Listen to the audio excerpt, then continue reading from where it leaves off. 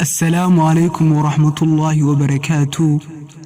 وناجي ويدادا وناجي او ترتيبي هذا الكاغا كلا نسار مركاد كفتميسو iyo markaad xaqiiqda ka hadlayso. وناجي ويدادا arkimaysid wax caqabad ah hadii aad aragtana waa imtixaanka dunida uune.